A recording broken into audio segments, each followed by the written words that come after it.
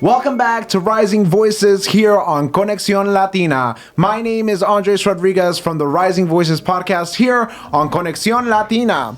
Do you need a free consultation? They speak Spanish and they have over 30 years of experience. Call them at 1-800-355-1234. That's 1-800-355-1234. That's Liga La Justicia Abogados.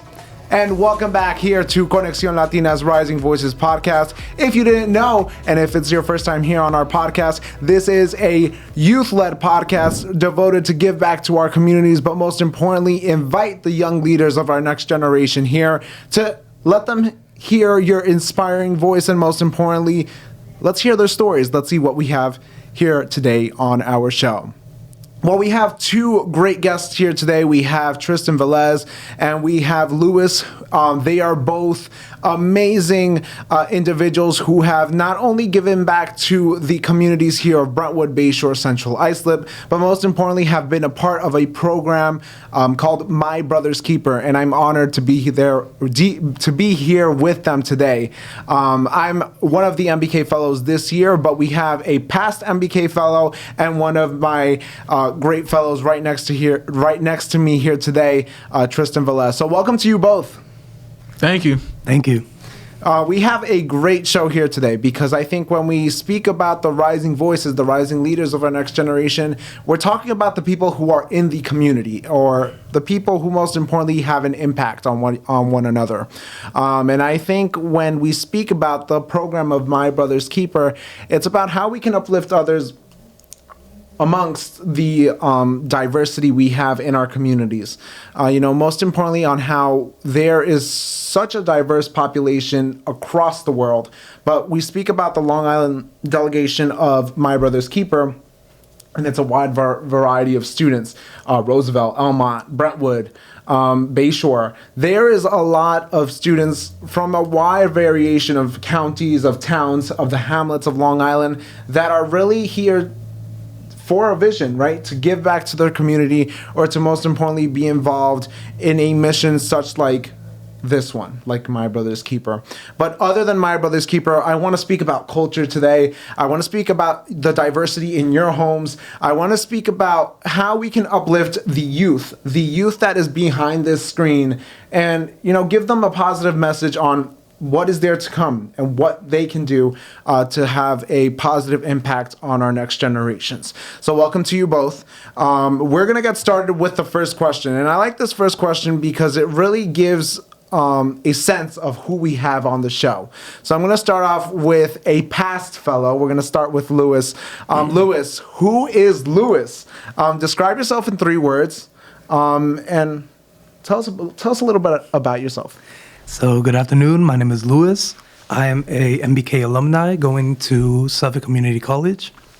I'm majoring in business administration, and 3 words to describe myself would be teamwork, communication, and ethics. I've never heard that word ethics before. And that's where you see that business and administration type of person because they have that wide variety of vocab. But another word that I really liked and that embodies you, Luis, is teamwork. A lot of people nowadays, they like being solidarity. So they like being by themselves. And they really, you see them and they really just like being with themselves. They don't like working with other people. They get frustrated. They have anger issues. It's normal. It's normal to be like that. And it's normal to have really some days that sense of, I'm just going to work by myself. But that word teamwork is really about how we can work together to build upon, our relationships, our bonds, really everything we have in our life. And I think when we work as a team, it's more than just being there for one another. It's about, at the same time, helping someone, but at the same time, it's always about how we can uplift one another, how we can work together to build a better generation, not only for us, but for all. And I always say that because we live in a generation now where there is lack of teamwork, where we see, and I really don't like getting into politics because I think when we hear the word politics, it's about, when I hear the word politics, I hear like lack of division. I hear that we are really not connected because people are focused on a party or people are focused on an individual. But I don't think it's about that. I think it's about how we can work as a team. Do teamwork to build a better generation for all. Whether it's youth, whether it's women, whether it's males, whether it's our cultural diversity groups in Long Island, our organizations, and really anyone who's trying to make a difference, or anyone who lives across the world. How can we help them out? How we can spread a message and a bigger and brighter life for everyone. So now, Tristan, going to our current fellow. Who is Tristan? Describe yourself in three words, and how can you really describe yourself in those 3 words? Okay. Hello, Andres. Thank you for having me on this podcast, Rising Voices. 3 words that describe me are optimistic, hardworking, and ambitious. I feel like those are 3 core words that really build a person, and you have to have passion to keep going. So yeah, those are my 3 words. And I really like that word ambitious, because you have to have ambition to really move forward, right? I think when it comes to like when you wake up in the morning, you have to have that ambition to go up and go to school. If you work, you have to have that ambition to go and really serve. It's really wherever you work, you're serving someone, or you're helping someone. And I say that because I feel like we've all worked in some type of job where we're helping someone. I've heard, I'm not going to throw you over the roof, Tristan, but you work in retail, or you worked in retail. I worked in retail. You served people. You helped people to find the product that they were finding, right? I work in a school, and I'm helping people who are coming from other countries and showing them across the building. There's things like that where we're serving at the end of the day. We're giving back, and we're helping people who are in need. So I like that word ambition, and I like those 3 words that you both gave, because those 3 words really, give us a character, give us a behind the scenes of who you really are. I think we all have, when we're with our friends, we really speak about, when are we going to hang out? How can we, let's go out and eat? Or you're speaking about the girlfriend, the boyfriend. It really is about that. And I think you have to, at the same time of really just, getting to those topics, you have to speak on the topic of self-care. And I speak on that topic of self-care because a lot of us, I think when it comes to senior year, or when it comes into their first year of college, we're speaking about the issues of, what's the next step? For us in high school, it's what's after graduation. And for people who are in college, it's what's next after college. It's very different now, because once you're in college, you're free for alling it. It's not the same anymore. While if you're in high school, it's really a different setting. You're still being carried by, and you're still being helped by. But once you get to that college perspective, everything's gone. You're there really, you're having that solidarity and being there by yourself. But you will have that like help by your parents. You will have that help by your friends, by your colleagues, by your mentors, by your counselors. It really is how we can build a better bond beyond our friends, beyond our family members, beyond our mentors, and how we can work together to really self-care ourselves, right? How can we take care of ourselves and really put ourselves first, other than put other people's first? And I think that's something that's really big between everyone, is where we really choose sides. We choose to focus on other people than focusing on ourselves. And, when we hear about going to the gym or, losing weight, I know that's really difficult for me because I love eating. But it's that type of thing where you're like, you have to find boundaries between yourself and taking care of yourself and your people. I really, and I say this a lot because I feel like I focus myself on others while not focusing on myself. And I think that's really important because, I have to learn how to say no sometimes. And that's really something difficult. when it comes to our young age, where we haven't hit that ground moment of being like, you know what, now we have to stop from what we're doing and I got to take some time for myself, right? And that's important because you realize what's going on. You realize that you hit that ground moment and that it's time to take a step back. Right? So it's great. And now that I have both of you here, hearing your insight and hearing, most importantly, those three ambitionist words that you all have and these aspirations you all have, let's go to the second question. Now, when we speak about MBK, I want to hear your story on how you got involved in MBK. The first moment, the first event, who brought you into this? Who were the first people you met? Give it to me. All right. We're going to start with Lewis. What inspired you to get involved in making a difference in your community? Most importantly, being a part of My Brother's Keeper. So I really like this question. At first, when I joined My Brother's Keeper, it was more so I was in a very bad state. It was 9th grade, COVID year. Everything was like hybrid. And so I had a lot of stuff going on, especially with the loss of my tia, my aunt. And so I found myself in like a hole, essentially, where I didn't know what was going on. I didn't know what to do anymore.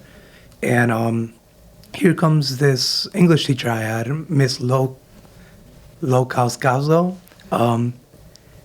She talks to me and she hears me out what's going on because, everything started going downhill for me. So, she got concerned.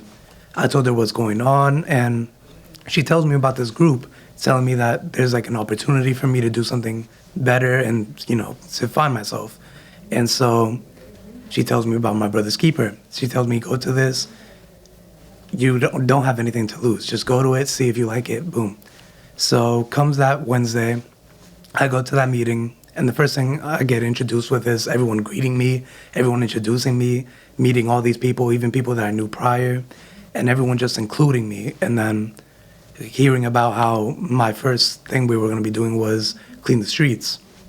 Going to that, helping out, just really finding myself. And even continuing throughout the high school, I was always meeting new people, communicating with new people, talking with old people, introducing people to the group, and just becoming a more well-rounded person in general. Yeah.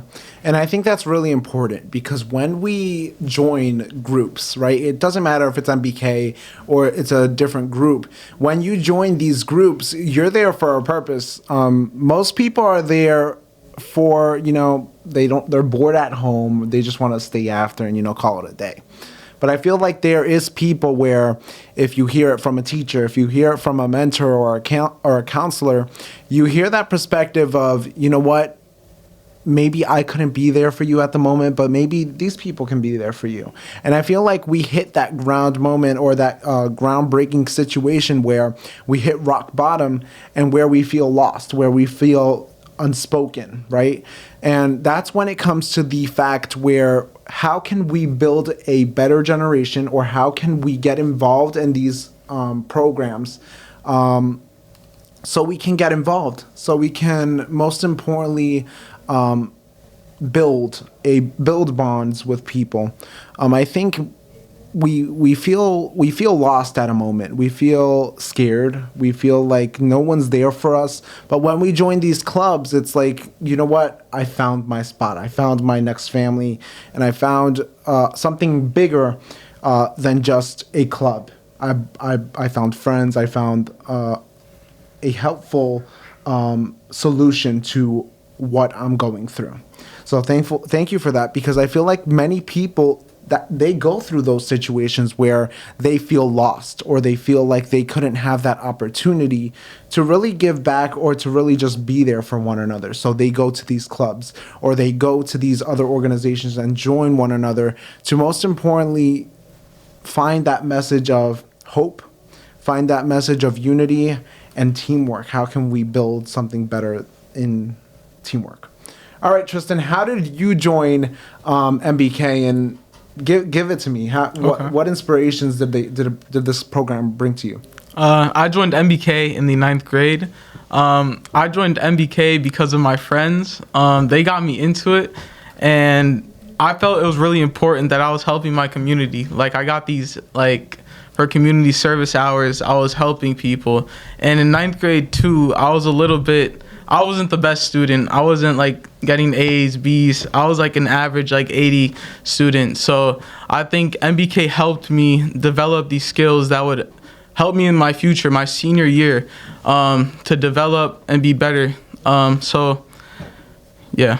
Yeah, no, and I think that's really good because when we speak about how did we get here, what were the resources these clubs gave us to move on and to build a better path for our future, we really don't know where to begin because that's how much this program gave to us.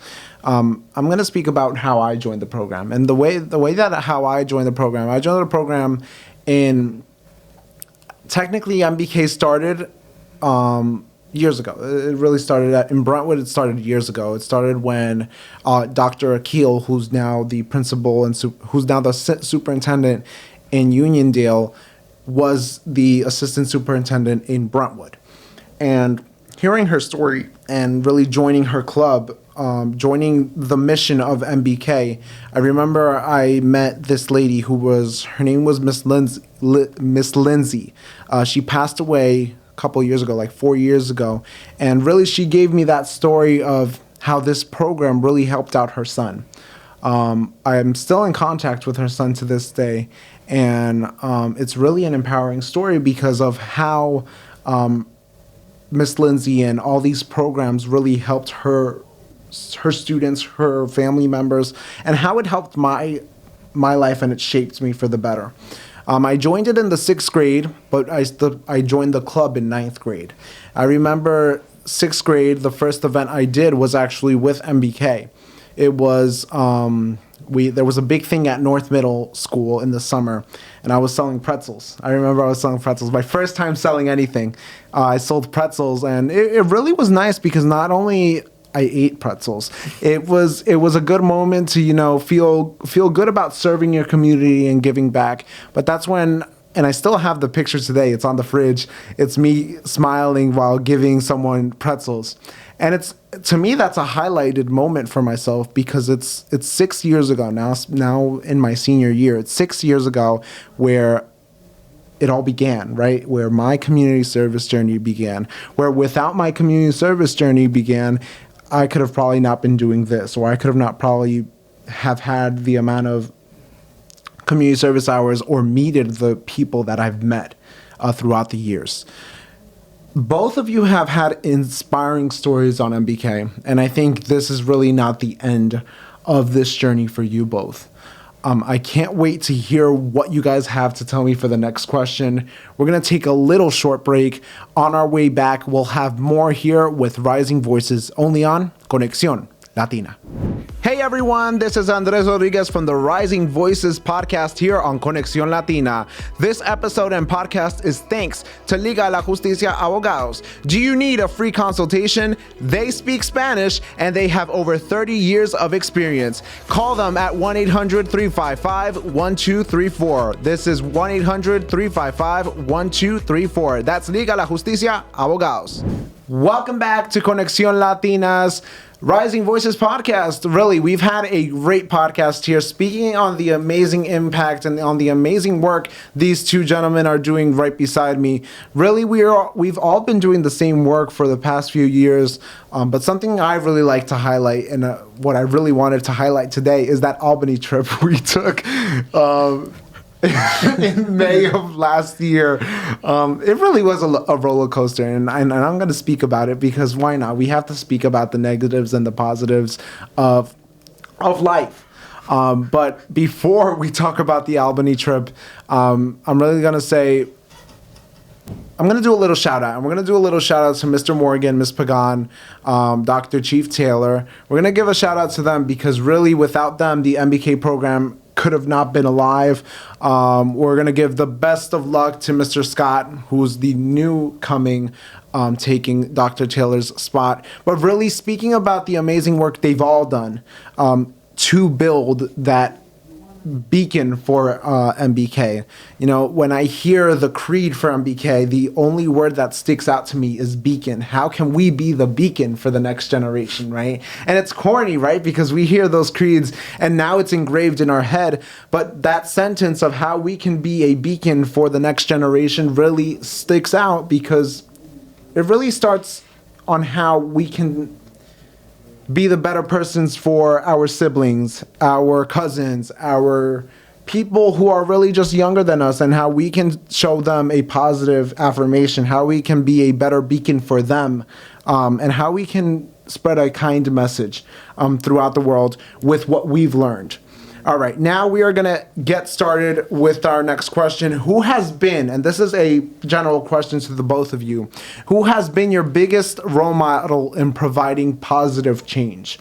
When we speak about the word positive change, it really is how we can identify ourselves on giving back in the best way possible. And we're young people, so for us to have already been doing community service hours, that is really shocking, because not many people at our age are involved in community service, are involved in communities in their area, and really waking up on a Saturday or Friday morning to go and help out people. So who has been your biggest role model in providing positive change? I'm going to go to you, Tristan, first. Okay, my biggest role model, probably, you talked about the advisors before.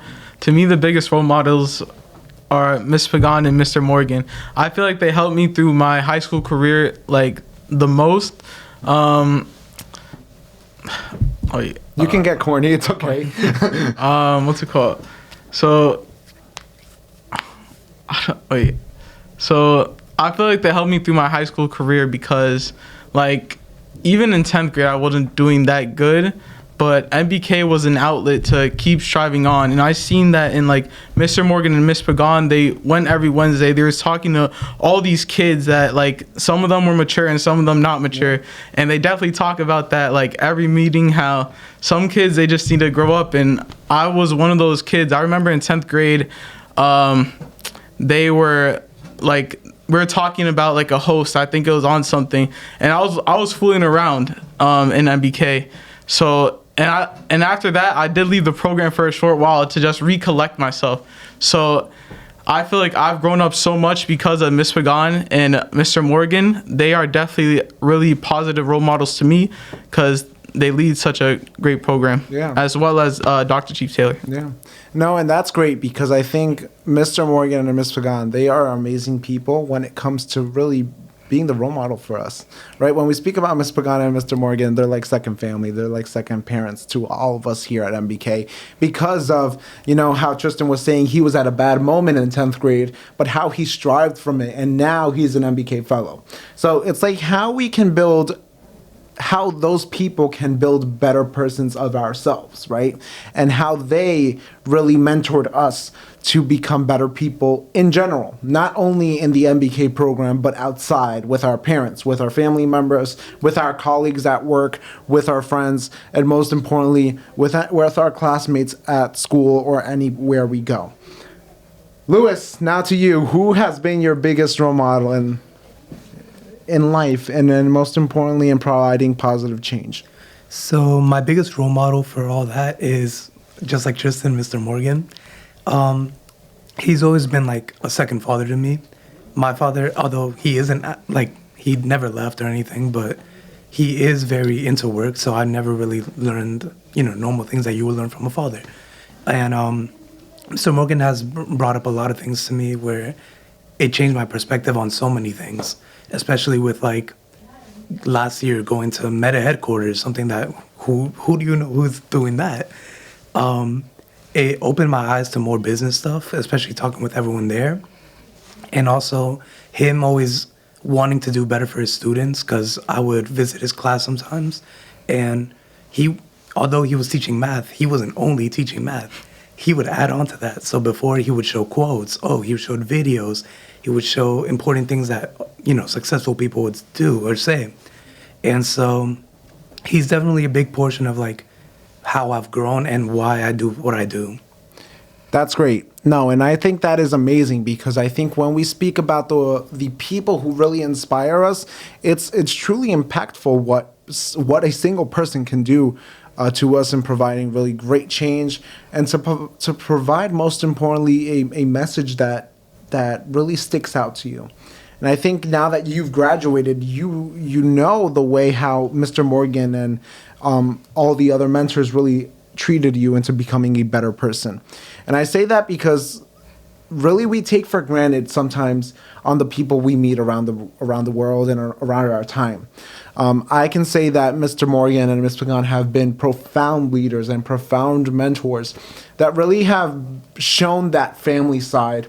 Other than really just mentoring us, it's fooling around, it's going outside and playing flag football, or it's really anything that we're doing, the pictures in Albany, going through those moments like that and capturing those moments and really embracing the moments that we are with them, it's really impactful.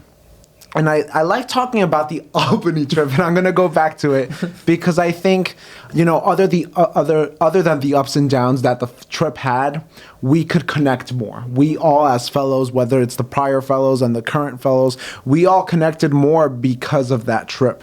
And even the fellows weren't obligated to go to that trip. It's all because of Lewis that we probably are now connected more as fellows. And I really like that because I feel like we have to learn from each other, whether it's the past administration of fellows or the current one. We have to learn how to work together to build a better beacon for the next generation. All right, now we're going to go to the next question, and we're going to give this question to Lewis. Lewis, how can you define the word leadership?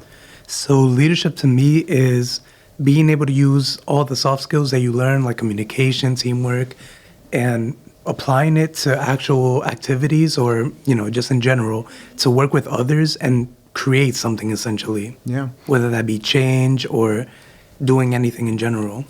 And I like when you said the word creating, because I feel like we're reusing things day by day, right? I feel like when it comes to clothes, we're all using the same style that comes around, right? If it's a baggy season, if it's baggy jeans season, we're all wearing baggy pants.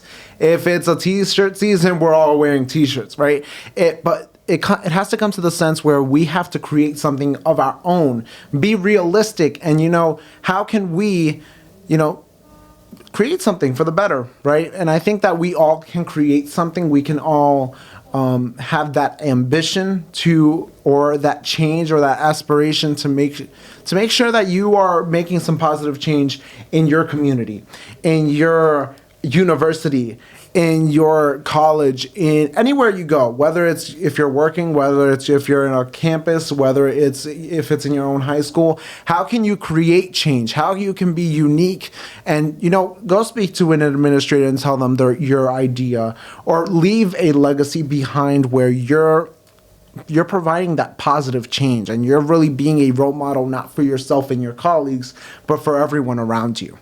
All right. We're going to go back. We're going to go to this last question. And I like this question because it really is a question that I like ending off with every show. And this question is for the both of you. It says, what advice would you give to the young people who want to get involved in the community? Right? When we speak about how students can be involved in community service, students don't like the word community service because they feel like they're getting obligated to get those hours and use them for their government class or use them for something boring or whatever they need to graduate or to use. But I think that there has to be something in community service that everyone likes, right? There has to be an event that everyone is inspired to do. So I'm going to go to you, Tristan. What advice would you give to the young people? My advice to the young people is that you need these roots. You need to stay connected to the ground and have that base for your community, where you're coming from. These people, these clubs that will lead you more into your future. You're going to get that insight. You're going to be more connected around to everyone. And I feel like that's really important. And also doing things for your community. It feels good because you're doing something from where you came from. So I think the most important thing about leadership is also passion. passion drives a person. We need passion to keep going, to do what we love. So I think that's really important. Perfect. And what about you, Louis? What quote can you give, or what advice can you give to the young generations who really want to provide change and be a part of community service? So a quote I would love to give to anyone who wants to get into community service is to be comfortable being uncomfortable. That's something that I was taught when I was doing martial arts. And what it means to me personally is being able to do things that you're not necessarily comfortable with, but learning to be comfortable with it and doing it anyways. So That's great. No, and I think that's amazing because you really are promoting that positive change when you say those words. Or Tristan, when you're really involved in that change or spreading that kindness, it really shows a lot. And I think when we're involved in such a prestigious program like MBK, it shows us on how we can be better persons for everyone, right? Not only for our fellow brothers, but for everyone in general. And I'm going to end off the show with this. Listen, we live in a generation where there's lack of division, where we all are divided, whether it's culture, whether it's race, or whether it's gender. We all feel divided, but we have to learn how to work together to build better generations for all. And I'm going to finish off this quote. It's by Simon Sinek, right? It says, leadership is not about being in charge. It's about taking care of those in your charge. You know, a leader's job is not to just be there and to guide. It's about to help others figure out to do something new, to get them involved in something they've never done. We're going to leave it here for today. This is Rising Voices. It's been a pleasure. It's been great to have our both fellows here. Tune in to the other episodes with them, as we will have more with them. Thank you, everyone, for joining us here on ConexcionLatina's Rising Voices.